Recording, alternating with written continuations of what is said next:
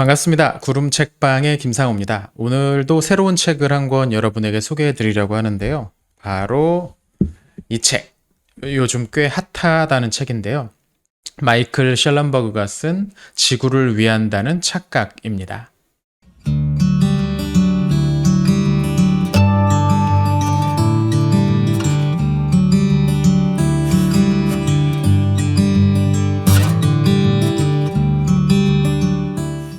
요새 환경 문제 신경 쓰시는 분들이 제법 많으시더라고요. 특히나 우리 구름책방처럼 수준 있는 채널을 구독하고 계시는 분들 중에는 더 많으실 거라고 생각합니다.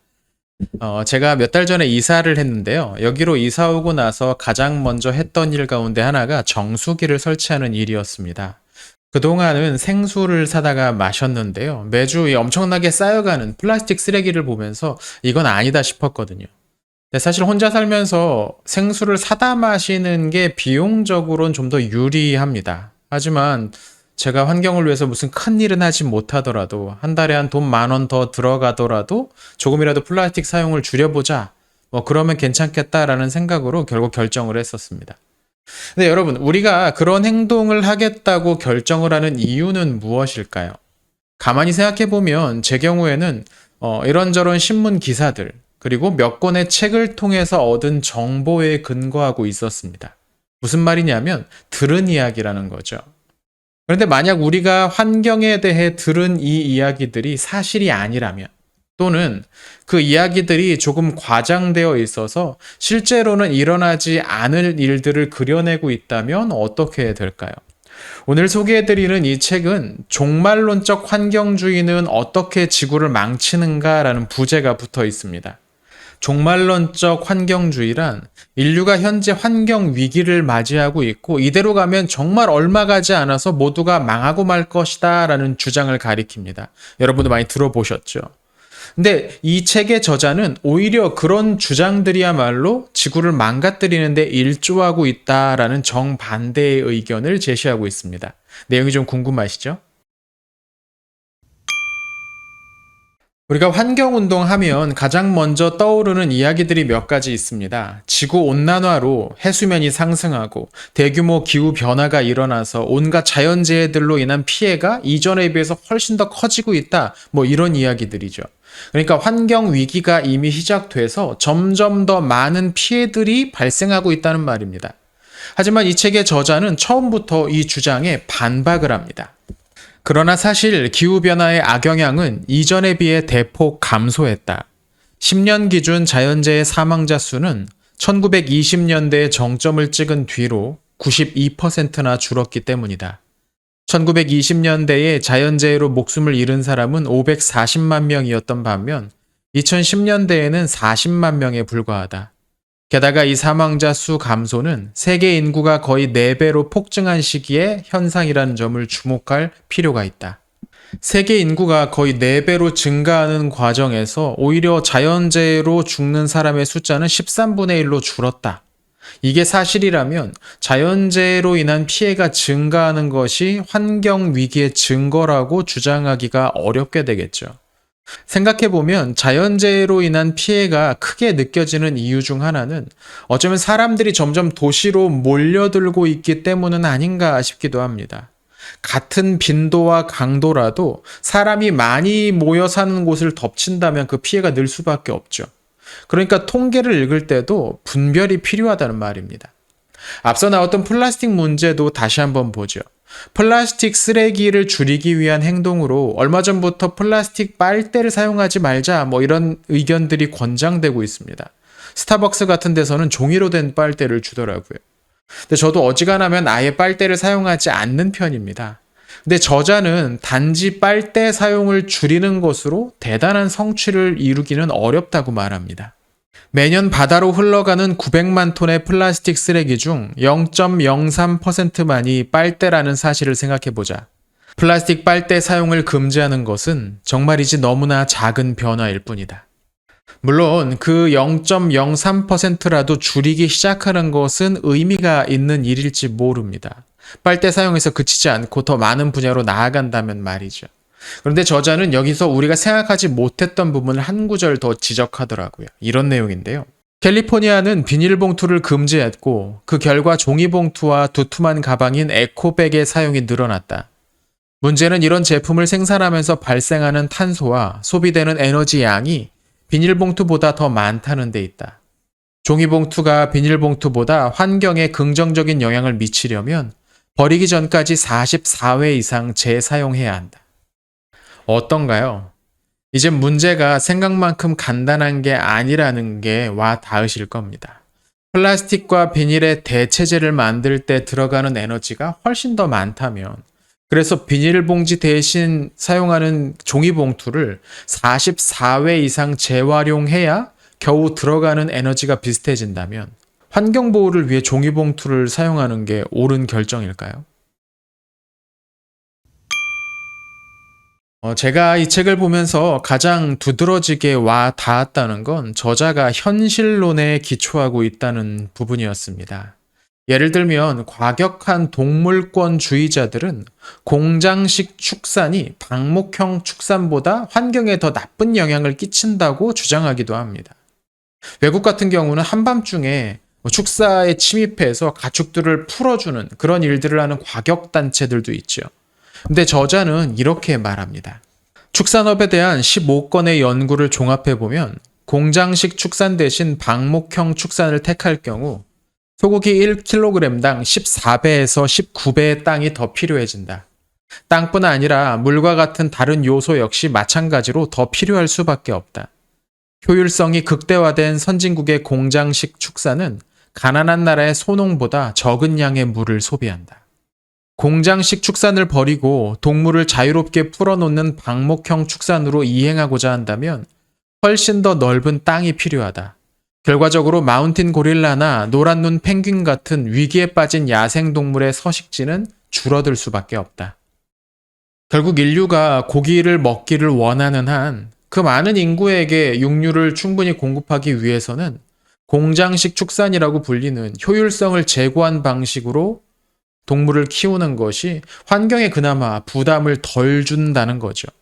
환경에 부담을 덜 주면서 방목을 하려면 방법은 한 가지밖에 없습니다. 육류 가격이 아주 높아져서 부자들만 먹을 수 있게 되는 상황이 되어야 하는 거죠. 그게 아니라면 사람들이 육식을 줄일 수밖에 없습니다. 하지만 고기를 먹고자 하는 욕구를 누가 나서서 제한할 수 있을까요?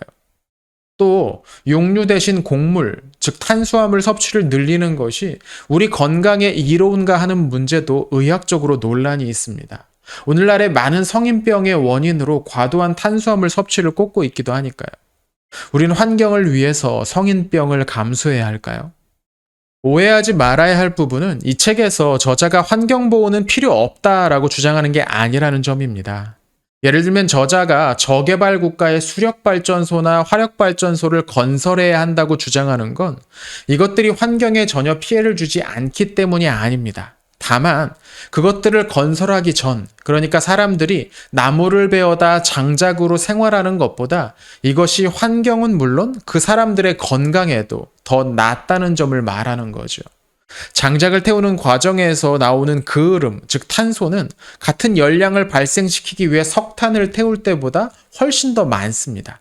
저자는 이렇게 말하기도 합니다. 에너지 밀도와 전력 밀도가 높을수록 연료가 환경에 미치는 부담은 줄어들고 낮을수록 환경에 미치는 부담이 커진다는 것은 너무나 명백한 사실이다. 모든 환경학 교실에서 배워야 할 마땅한 내용이다. 그러나 유감스럽게도 현실은 그렇지 않다. 결국 강제로 인구를 줄이려는 게 아니라면 탄소를 줄이고 환경 파괴 속도를 낮추기 위해선 경제를 발전시켜서 숲을 태우지 않고도 살 수 있게 만들어 주어야 한다는 말입니다. 저는 이 저자의 현실론이 꽤 와닿습니다. 원자력에 대한 저자의 강조는 이런 현실론에서 비롯된 판단으로 보입니다. 저자는 탄소 배출을 줄이기 위해서 최적화된 발전 방식은 원자력이라고 주장합니다. 한편에서 탄소 문제를 지적하면서 동시에 탈원자력을 주장하는 건 오늘날 현실 속에선 모순된다는 거죠. 일부에서는 태양열이나 풍력 같은 신재생 에너지를 언급하기도 하는데 저자에 따르면 아직은 이것들이 효율성이 너무나 떨어져서 오늘날과 같은 경제 수준을 유지하기에 부족하다고 말합니다.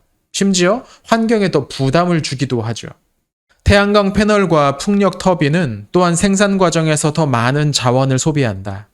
폐기하는 과정에서 버려지는 자원 역시 더 많을 수밖에 없다.